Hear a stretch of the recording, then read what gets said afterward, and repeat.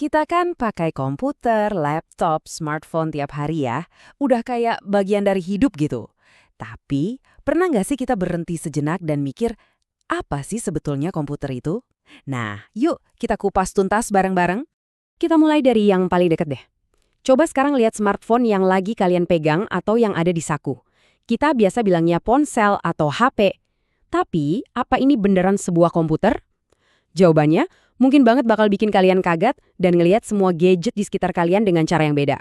Oke, kita mulai dari akarnya dulu ya. Biar benar-benar ngerti, kita harus lihat gimana sih kata komputer itu sendiri bisa berubah artinya.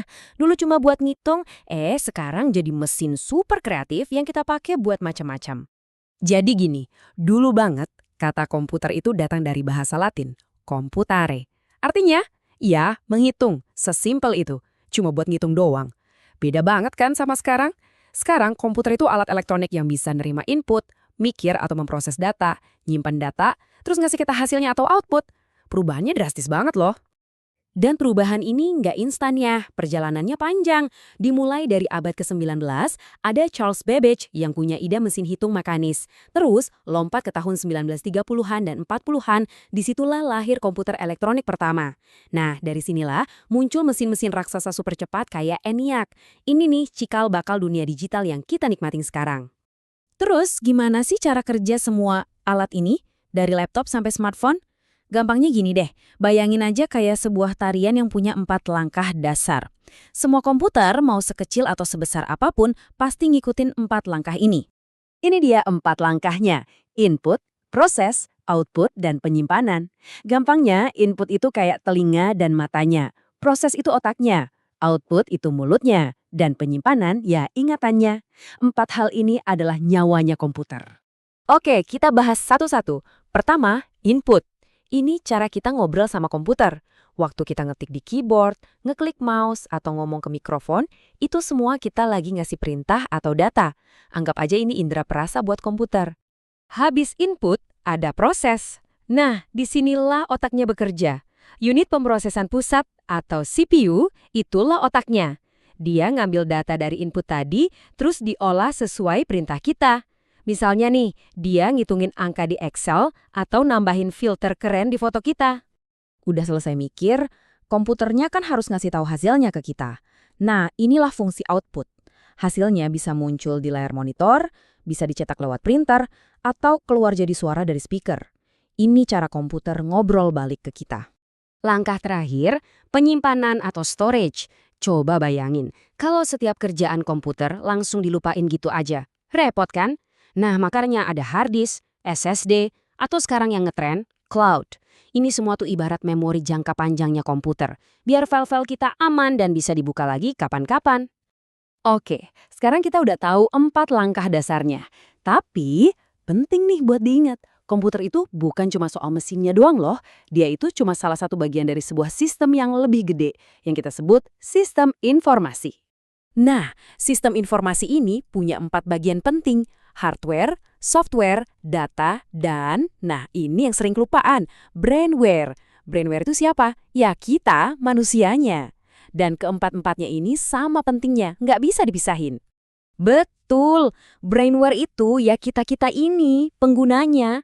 Coba pikir deh, tanpa kita yang ngasih perintah, yang punya ide, komputer secanggih apapun ya cuma jadi kotak besi aja kan? Kitalah yang bikin teknologi ini jadi berguna. Biar makin jelas, kita bedain deh 2 hal utama, hardware dan software. Gampangnya gini, hardware itu fisiknya, badannya, bisa kita sentuh, kayak monitor, keyboard, CPU. Nah, kalau software itu jiwanya, nggak bisa disentuh, isinya program dan perintah yang bikin si badan tadi bisa bekerja. Oke, cukup teorinya. Sekarang kita lihat yuk gimana semua ini diterapin di dunia nyata. Soalnya, komputer itu ada di mana-mana, di setiap sudut kehidupan kita. Di dunia pendidikan, kita pakai buat e-learning. Di bisnis, lihat aja kasir di minimarket, itu kan komputer juga. Bahkan di dunia kesehatan, rekam medis pasien sekarang udah digital semua. Jadi komputer itu bukan lagi sekedar alat bantu, tapi udah jadi tulang punggung masyarakat kita sekarang. Nah, biar kita makin paham sepenting apa setiap bagian tadi, kita main tebak-tebakan dikit yuk. Gimana jadinya kalau salah satu dari 4 fungsi inti komputer, Input, proses, output, storage, itu kita ilangin. Coba bayangin, ada komputer super canggih, prosesornya kilat, penyimpanannya nggak ada habisnya. Keren banget kan? Tapi gimana kalau kita cabut semua kemampuan inputnya? Keyboardnya kita ambil, mouse-nya kita copot, mikrofonnya kita matiin. Kira-kira apa yang terjadi? Jawabannya, komputer itu jadi buta dan tuli. Dia jadi terisolasi total dari dunia luar. Dia nggak bisa nerima perintah baru, nggak bisa dapat data baru. Sepintar apapun dia, ya jadi nggak ada gunanya sama sekali. Oke, sekarang kita balik. Inputnya berfungsi normal. Kita bisa ngetik, bisa ngeklik.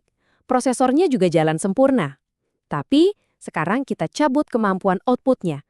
Monitornya kita matiin, printernya kita rusakin. Gimana jadinya? Dia jadi kayak seorang pencerita yang bisu. Dia bisa aja udah ngerjain semua perhitungan rumit, udah selesai ngedit video keren, tapi hasilnya nggak bisa dia tunjukin ke siapa-siapa. Semua kerja kerasnya cuma mentok di dalam mesin. Sia-sia kan? Jadi, gitu deh ceritanya. Komputer itu udah berevolusi dari sekedar kalkulator jadi partner kita dalam segala hal. Urusan menghitung dan logika, mereka udah jagonya. Nah, pertanyaan besarnya sekarang, setelah ini, apa lagi yang akan mereka kuasai?